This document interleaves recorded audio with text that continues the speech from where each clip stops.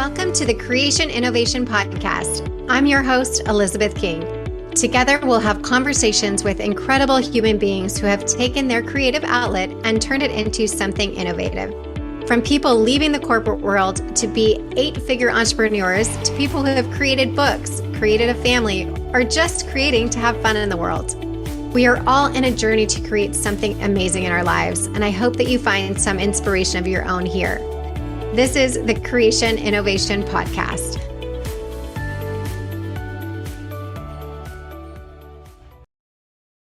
Hey everyone, welcome back to the Pretty Little Tribe. I am so excited today to talk with Stephanie Cartin. She is a mom of a 3-year-old baby girl who I can see in the back of this video, if you happen to be watching, is the sweetest little baby picture, Molly Hope. After experiencing a complicated infertility and pregnancy journey herself, she has been focused on sharing her story to help others. Stephanie is also an entrepreneur at heart. She walked away from her corporate career in 2012 to follow her passion to launch Socialfly, a leading social-first digital and influencer marketing agency based in New York, and has been named Inc.'s 5,000 fastest growing private companies 2 years in a row. Amazing. Stephanie is the co-host of Entrepreneurship podcast and a co-founder of Entrepreneurship Media, a platform and membership community for women founders and leaders. She's also the co-author of Like, Love, Follow, the Entrepreneur's Guide to Using Social Media to Grow Your Business, as well as the co-founder of Markkind, a marketplace for parents to buy and sell baby and kids new and gently used items. That is a mouthful. Welcome, Stephanie. Thanks for being here. Thanks for having me, Elizabeth. Oh gosh, all of that. I don't even know where to begin. So let's start, first of all, with Molly Hope. Tell us about your journey. You mentioned in your bio that it was not as easy probably as you had hoped. So tell us a little bit about that. Yes, thank you. So Molly is our 3-year-old baby girl who we had on May 30th of 2019. And as you shared, it was a very long and complicated journey to get there, and have learned so much along the way just about the process of going through infertility and then going through a complicated journey, and the importance of community and reaching out to others and asking and getting help through that process was so important for us. So if it's helpful for your listeners, I can definitely, take you back to, when we started our fertility journey and what we went through. Yeah, that would be amazing. Did you have a diagnosis specifically, or was it just unexplained infertility? So we had tried to get pregnant for close to a year before we went the route of working with an RE. So we initially had met with a doctor I think it was about a year after we got married. My husband and I got married in 2015.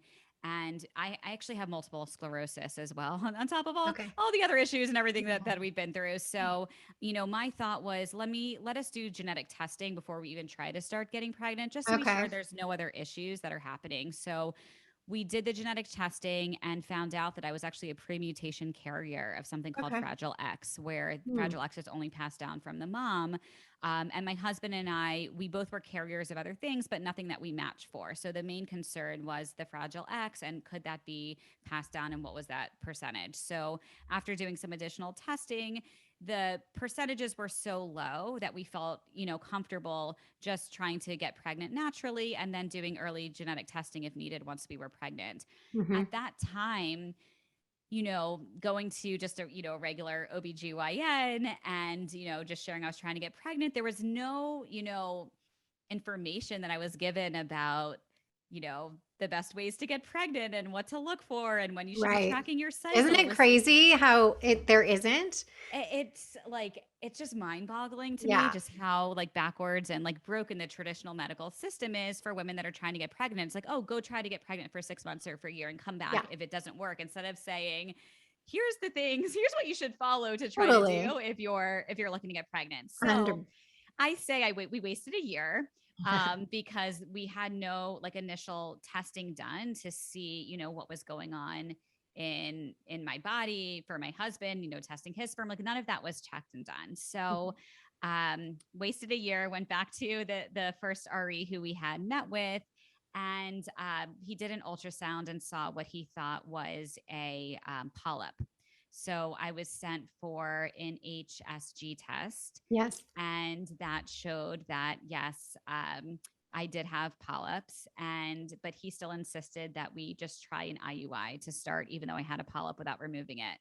Okay. So this started down the path of just, trying a lot of things that didn't work. And me at the time being so, I would say, naive to the process, and just trusting in these doctors without verifying. I would. That's what we do, right? I mean, we have been programmed to do that. So Yes. I think that's where these conversations are so helpful for people to realize we're changing the narrative of that, right? Yes.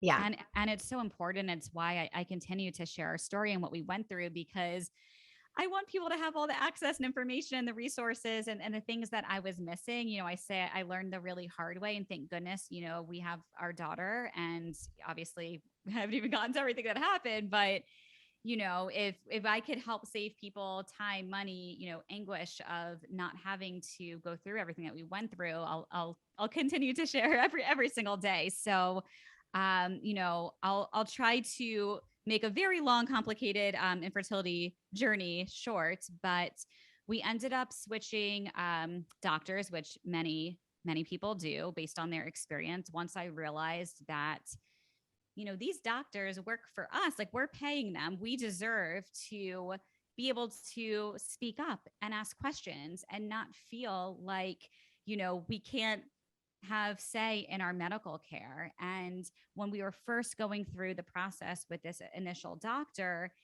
I put these doctors up on this pedestal as if they were the end all be all. Like if I wasn't nice to them, or I asked them a question they didn't like, they wouldn't be able to help me have my family. And Right. it's the interesting part is, I'm not like that as a person normally. I run multiple businesses. I'm very Yeah. type A. I'm Right. organized. I find all the answers. But I was like paralyzed with fear in the beginning, because all I wanted was to have this family and to have a child, and it was paralyzing even for me. And we go into this situation at an RE, a reproductive endocrinologist, really feeling like they are this for lack of a better term, this God figure, Yes. right? Of the Yep. who's going to your point, help us create this family that we want so desperately.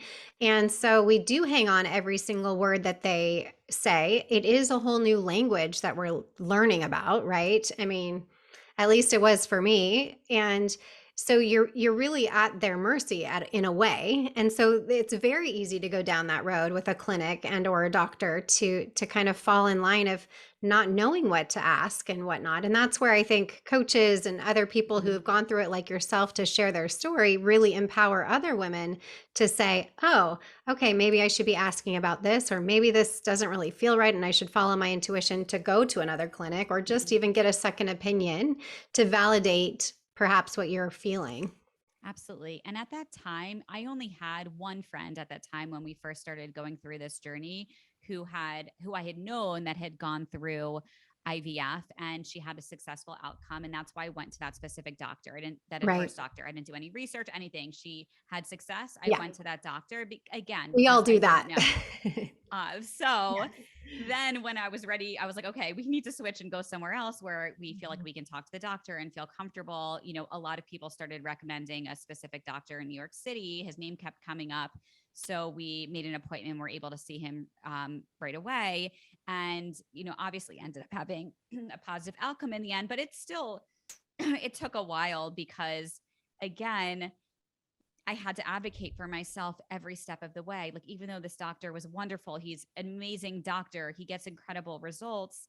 I had a very complicated case with different autoimmune issues and different, I had to advocate to then go to a different doctor, an immune doctor, to get on a specific protocol that they didn't do at that particular practice. We found out my entire uterine lining was covered in polyps. I didn't have one polyp, it was my whole Oh, uterine lining. And then I had chronic endometritis, which wasn't taken care of properly. So it was just always one thing after another, and just really learning to start reaching out to others and ask questions. And I started like publicly sharing our journey and story on social media as we were going through this process. And it's because of the women that I connected with through social media that I was actually able to get pregnant and stay pregnant during our journey. Amazing. That's I feel like there's so much hope in this story in lots of different ways. And just in that, I think that community aspect that wasn't really around when I was going through it. And I wasn't that much for only 2 years ahead of you on that 2017 to 2019. But it is so different now. Yes. And as much as it's amazing, there's other aspects of it when you're on that path that aren't so amazing, right? As far as seeing all the stuff that you don't really want to see. We get to a point where we know more than we should in some Mhm. cases, and that kind of sinks in a subconscious way that I often talk to people about. There are times when we do need to go on a social media diet, and Totally. it isn't healthy to hear what Susie Q's doing or whatever happened to Jessica, because we are on our own path. But I do think that those reminders, especially in your case with autoimmune MS, the genetic situations and everything, to really know that those diagnoses or those things that you may have doesn't mean you can't have a healthy baby. And there are so many ways now to get to that point through whether it's IVF or whatever it may be. The testing that they can do on embryos Yeah. that have extremely rare genetic diseases are amazing. So you may not come up on the standard genetic testing that they do at a fertility clinic, but you can go deeper than that and know that there are very few clinics in the United States, but they are there that can Yeah. really dig in to say, we can make this happen for you. And I personally know a handful of my clients that have little babies that, really traditionally had this been naturally, they would never get pregnant and they would have multiple losses Yeah. because both the husband and wife were carriers of rare genetic diseases and whatnot. So it truly is a miracle that we were able to do this now. What would be the top advice that you would give to somebody that's starting this journey and kind of seeing a few obstacles ahead of them? I wish that I had a coach that I was working with through this process. I had to figure everything out myself, which I'm good at doing because I, run multiple businesses and I'm able to use my problem solving abilities to just get through everything and figure it out. But it would have been a lot easier and better for me had I had a coach and support, but I didn't know that existed when I was going through everything. So I think Right. reaching out and having that support would have been absolutely incredible. I had to like build and foster that whole community myself and really ended up having, I would say, about thousands of cheerleaders on Instagram who are helping me through everything and figure things Yeah. out as I posted it and crowdsourced questions and through Facebook groups. Yeah, which is so beautiful. But again, to that point, there it's almost two different paths. Like one is just learning about it and figuring out the ins and outs, which yes, we can Google, but also depending on what your situation is, it's different. And that's why it doesn't really matter what Susie Q or Jessica is going through, because if you have thyroid disorder or you have even your vitamin D is too high or too low, that's going to affect your fertility.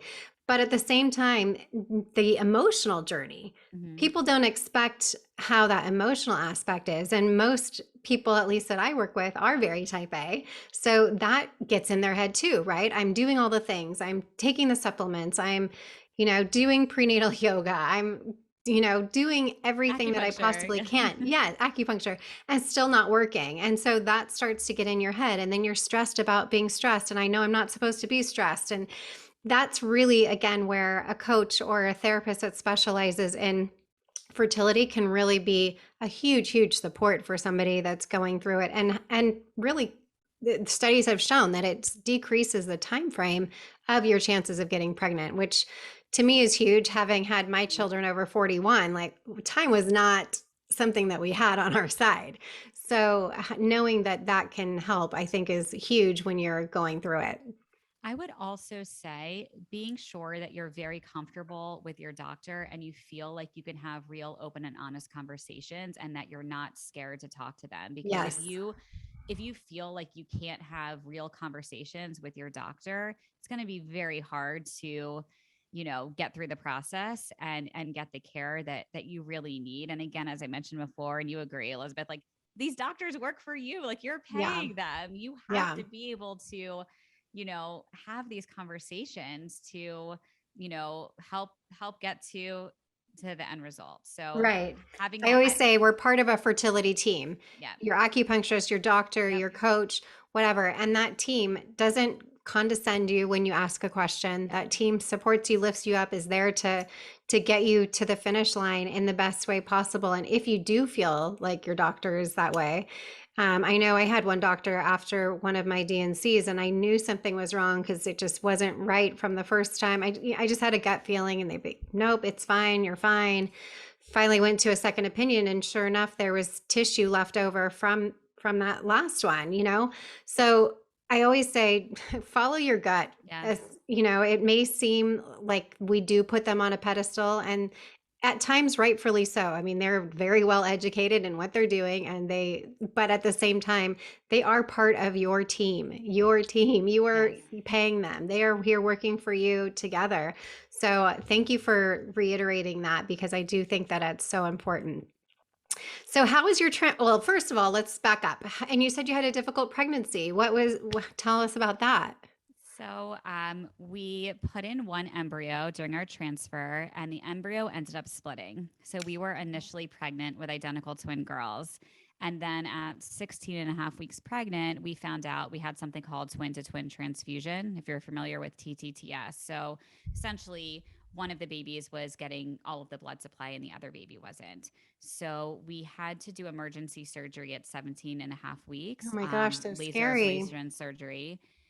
It was very awful, extremely Oh my God. traumatic. Yeah. And again, I'm, sharing what's going on Instagram and through, Facebook groups and getting in touch with the Twin to Twin Transfusion Facebook group and getting connected with other women who had been through this. And they're getting on the phone with me and walking me through the process of what they went through and how they made decisions, because we were having to make these like split decisions, literal life or death decisions on what Right. to do. And it's like, after everything we had been through, it was like, how can this be happening? Yes. It's Right. it was very awful.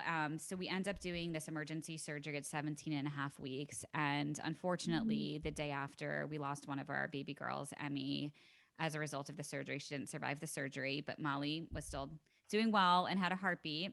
And then a day later, after the second day after the surgery, I ruptured from the surgery. Oh So gosh. we lost all of our amniotic fluid, or I lost all my amniotic fluid Oh my at God. 17 and a half weeks. So at that point, it was advised that we end the pregnancy, that if I didn't go into labor naturally, because I was ruptured, that we should consider terminating the pregnancy because she would never survive without amniotic fluid through the remainder of the pregnancy, and that babies need amniotic fluid in order to survive and for their lungs to develop. Oh my God, Stephanie, it's so scary.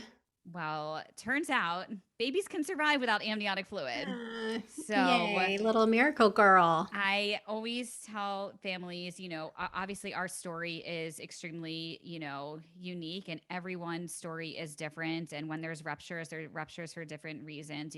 When my rupture was a sterile rupture because it was as a result of a procedure, it's not that, I had an infection and that's why I ruptured or some other reason. It was from the procedure. So of course, I posted in the Twin to Twin Transfusion Facebook group that I was in and let these women know that I had ruptured as a result of the surgery.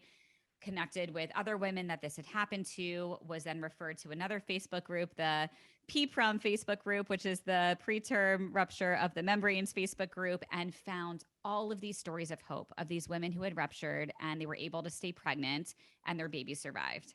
So Amazing. I went to back to the doctor and I'm like, all of these women are telling me that their Yes. babies survived, like babies can survive with that amniotic fluid. And my OB hadn't really seen that, because if if a woman ruptures and OBs tell women to end their pregnancy or suggest to end their pregnancy, then all the data is, you're not going to have the data to Right. show what can happen. Right. But when you pool a larger group of people together across the country or around the world that this happens to, and you're able to pool all these different stories together when there haven't been studies, you can actually get more information that way than a doctor is able to see individually from just the few cases that they're seeing. 100%. Yes. So I started educating the doctors Your at doctor. Conair, Yes. Yes. and long story short, put together our whole treatment plan and refused to terminate our pregnancy and said, we're going to give this a shot and I will put myself on bed rest and do what these other women did, and found a foundation called the PPROM Foundation, followed their protocol,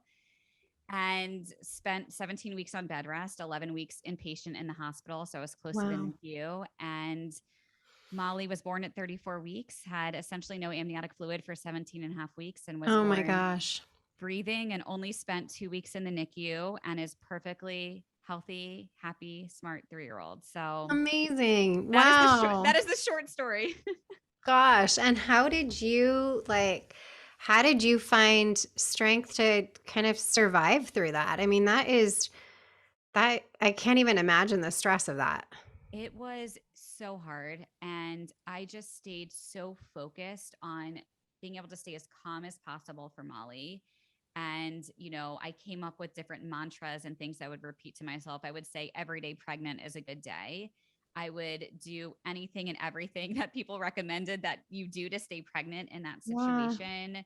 Positive affirmations, visualizations, having a, strong support system around, and just having hope and believing that there was hope.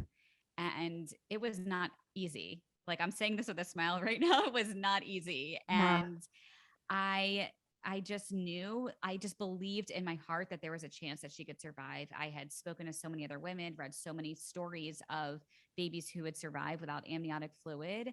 And I just had to believe there was a chance. And then I was willing to do anything and everything to give her that chance. Wow, that's incredible. It's crazy to me how people, me included, before I had children and had my own experience, we kind of take it for granted of, for one, getting pregnant, and then for two, having a healthy pregnancy and having a healthy baby and surviving the birth and them surviving, us surviving. Like, Yeah. it's such a big deal. And granted, I know people have home births all the time and everything's all well and good and all of that sort of stuff. I also didn't have a easy pregnancy, or none. I had 3 pregnancies, none were easy. Mm. And it's like blows my mind because I have such a different perspective of it now. And of course, what I do every day is also leans into that too. But it's such an amazing miracle. And there really are no words. I literally am speechless about it. I am so, thankful for you sharing that story, and happy for you guys that you have your happy ending and that you shared that, because somebody is going to hear this that has some random crazy thing happening like that we've all heard. Of Yeah. course you can't, survive without amniotic fluid. How is that possible? But now we know it is possible, and Molly Hope is here to be that little example of that. So thank you for that. But yeah, it blows my mind how we kind of think that, oh, you get pregnant and you I have know. a baby, 10 months later, and there you are. Like, Every baby and every pregnancy is a miracle. It's like every single thing has to go right. It has to be perfect in order to have this result. And yeah. I get emotional just even, thinking about it. So Yeah, it is incredible. So how did you transition from being your amazing entrepreneur self to then being a mama to a newborn? And how did you integrate her into your working life? And how did that all go for you? oh my goodness. I mean, I feel like it was like after everything we had been through, it was almost like easy for me, right? It's like, okay, I went through that. I can get through anything now. We'll Totally. just figure it out. I think that's the perspective I have basically on everything in life right now. Like, unless Mhm. something is like so dire that it's a life or death situation, I truly believe like everything is figure outable. Like, there's always some solution. There's resources out there. You just have to be able to ask and put together the right team to help. So Yeah. that's what I did after we had Molly. So my husband actually was able to stay home with Molly after we had her. So Oh, I had been out nice. of I had been out of my office for 17 weeks on bed rest Right. and not being able to like be in the business with my business partner. So I ended up going back to my office. I had Molly the end of May. It was like the middle of July because I had been out for so long, and my husband was unable to stay home with Molly. And it was hard for me. I mean, I remember just not feeling like emotionally like myself and like my brain working well enough for at least Right. six months, Yeah. and pumping and learning all of the, all of those new things. But I, had my husband and friends and my mother-in-law and people to help support, and that were really there for us. And they say it takes a village to raise a family and a business. And it's so true, not putting all the pressure on myself. Like, I have to do everything myself. I learned to be very great at letting go and asking for help and then delegating and Yeah, which I making. imagine, knowing from my perspective, again, having my own business for 20 plus years as well, like that you're forced to in that situation, right? And I can't even imagine. I had my C-section was in the hospital for 4 days and then back to work 4 days later. My last one wasn't that way because he also was in the NICU. But in that situation, I was forced to put it on hold. Yeah, My baby was, I don't know if he was going to survive. So like everything literally is like nothing else matters, right? exactly. Yep. And it is an interesting perspective as somebody who is so focused on business and showing up for that, that it, on a drop of a dime, it changes. Mhm. And once I will speak for myself. Once I knew we were out of the woods in that regard, it was like something in me, though, knew I had to get back to it Mhm. because that was me. I knew I wasn't a stay at home mom. And God bless the stay at home moms because that is hard, hard work. Harder than me going to work.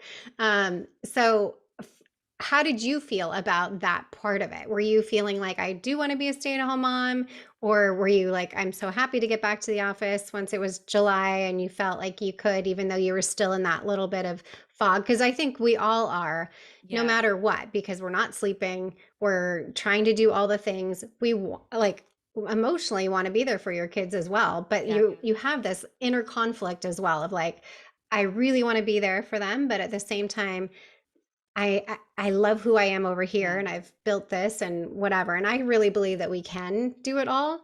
Yeah. We just have to have that team or village to help support us in that. And knowing that Absolutely. you can ask for the help and there's no shame in doing that because I guarantee you any CEO that's out there that's a woman that has a family is not doing it on her own. Oh no, absolutely. No, It no has a one team. builds a business on their own. It takes a village and a community and a group of people to build together because you can only go so far alone. You definitely need a team and people there to support. It was very hard for me going back physically to my office only 2 months after having Molly, especially after everything that we went through. Yeah. Like emotionally, I didn't feel ready, and physically too. I mean, I was pumping and trying to bring milk back and forth, Yeah. in a cab to my office across town and commuting. I was in New York at the time. I think now that we ended up moving down to Florida, during the beginning of the pandemic. So in June of 2020, we moved down to Florida, and I've been able to work from home, and Molly's here. So like my husband, and we have a sitter who helps with Molly during the day. She's going to now go to preschool next year, but she's been home with us. So Yeah. I've really had the best of both worlds, being able to really focus on our businesses and then also be home here with Molly. But it was very hard when we were still in New York and I was commuting and going to my office. That was like very, very, very hard emotionally for me. I would cry every morning leaving to go to my office. As much as I wanted to be at my office and working, Yeah. it was so hard to leave her. Right. And thank goodness there are so many corporations too that do have flex work Mhm. now. Even before the pandemic happened, there's so many that offer that for moms, which I think is amazing. And now more so after the pandemic that people are realizing and or demanding really Yep. that this is what I need to do in order to be performing well as an employee and or a business owner, whatever it may be. And I think asking for that and having that conversation, initiating what it is that you need in order to be the best you can be, that's totally okay. And also, if it's not a good fit for you, to realize how do I make the changes that I need to make in order for this to be okay? Because they are only little ones and it does go by so fast. Yes. And it is important to stay true to yourself as well. So I think that that's super important. Absolutely. And we saw, so many women over the past 2 years leaving corporate, leaving the main workforce to start businesses. And, Courtney and I, our first business that we started was Socialfly, our social media agency, but we then launched our podcast, Entreprenista, to help women founders and leaders have, tools and resources and hear these stories. And when everything happened with the pandemic, so many women were reaching out to us needing more resources and advice and help. And that's when Courtney and I realized like we need to formally, build and create this community for women who want to launch, scale, and grow their business. So last year we launched our Entrepreneurship League community to give all of these women these tools and resources for their business because it's so important and needed. Which, by the way, can you tell our listeners a little bit about that? Because it is such a great community. There's so much going on all the time. I wish I had more time just to really dive into that. But can you share with the listeners what that's all about? Yes, of course. So, the Entrepreneurship League is our membership community that's dedicated to helping women founders and leaders have all of the tools, connections, and resources to launch and grow a business. So, our members of our community get access to our community platform. So, everyone's in there networking, doing business together, going on each other's podcasts, sharing all the things and resources. And we do virtual learning events every single week to help women, learn how to, set up their LLCs or their corporations for their business, all of the tips and tricks for creating social media strategies and PR strategies. And then we also feature all of our members on our Entreprenista website and on our social channels to really help amplify them and their business and get their business out there. So essentially, Courtney and I had been in all of these different networking organizations and groups over the past 10 years running our agency business. And we realized, we can bring all of this together under one roof so women don't have to join 10 different groups. They can have everything they need through the Entrepreneurship League. So we created it and now have almost 1,000 members that are part of our community. And it's been wonderful and so helpful to all these women. Which is so amazing because I think the one thing that I run into a lot of times with the coaches that come into the academy are they have other businesses or they've been doing something else as a W-2 employee, usually, like they're nurses or they're whatever it may be that they are. And there's this big fear of how do I start my own business? Where do I do from that perspective? And that is so important to have other people that are going through it that understand the same situation that you're going through because you're not alone and it is doable. Like you said earlier, everything is figure outable, Yes. especially when you have a community that gets you. Like they understand what that's like.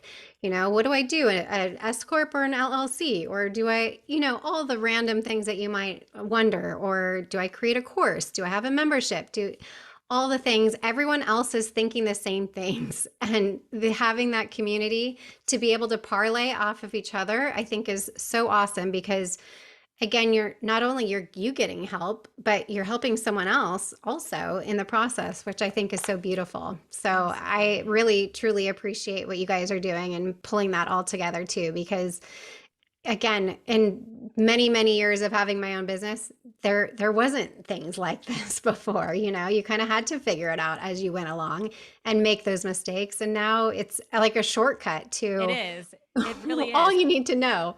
Courtney and I spent 10 years building Socialfly and made every mistake under the sun. And we call them all of our learning lessons. And we share all of these learning lessons with our community. And Courtney and I host office hours every single month. So our members have direct access to us to come ask us any questions. And we love sharing our mistakes because we want to help shorten the process for other women so they don't have to make the mistakes that we did and have these conversations. Yes.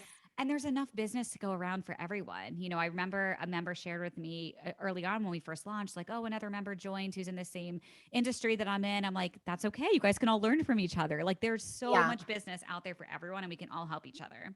I know. As someone had said to me a while back, why would you start coaching other coaches to be coaches and you're just taking the business away? I'm like, it was the most bizarre thing I had ever heard. I'm like, why wouldn't I want this domino effect to help other people helping other people? Yeah. Like it was beyond me that somebody couldn't see that concept of it's not about me. It's about the greater good and this, the women as a collective helping each other and yeah, so I'm with you on that. And again, so grateful that you guys are doing what you're doing. So, how else can everyone follow you, find you, be in your aura, all that fun stuff? Yes. Oh my gosh. So you can find me personally on Instagram at Steph Jill Cartin, STEPHJILLCARTIN. And Entreprenistas, our Instagram, I'll spell it as at ENTREPRENISTAS on Instagram. And to join the Entreprenista League, entreprenista.com/join to join our community. And feel free to reach out to me, DM me. I'm always on Instagram, so feel free to slide into my DMs and say hello. Always happy to help and be a resource. Awesome. So again, back to the beginning of our conversation, as well as if any of you have questions around the fertility, like MS, the genetic stuff. I mean, those, I know when you have those sorts of things and you're looking down your path of fertility, you feel like this, is a death sentence sometimes, and it's not going to happen for me. Reach out to Stephanie and ask her questions about that or the situation with the membrane. Oh my goodness. I'm sure you're going to have a lot of people reaching out and looking up those groups that you mentioned. So thank you so much for being here today. I really appreciate your time and all that you're doing for both communities and sharing your story in all kinds of ways. So I'm just so glad that our paths have crossed. Me too. Thank you, Elizabeth. And so excited to continue to do more together. And again, anyone feel free to reach out to me. Always happy to help and be a resource. Thanks, Stephanie. Speak soon. Thank you so much for listening to this episode of the Creation Innovation Podcast. Make sure to follow us on Spotify for free episodes and subscribe to the Creation Innovation Podcast on Apple, Spotify, or wherever you choose to get your podcast. Don't forget to rate and review the podcast wherever you're listening for a chance to receive a special gift. Yes, we actually do send out gifts. It's my favorite thing to do. So visit us at elizabethking.com/creation innovation for more information on how to enter. Every review counts, and we are so grateful. You can follow me at the official Elizabeth King on Instagram or TikTok. Until next time.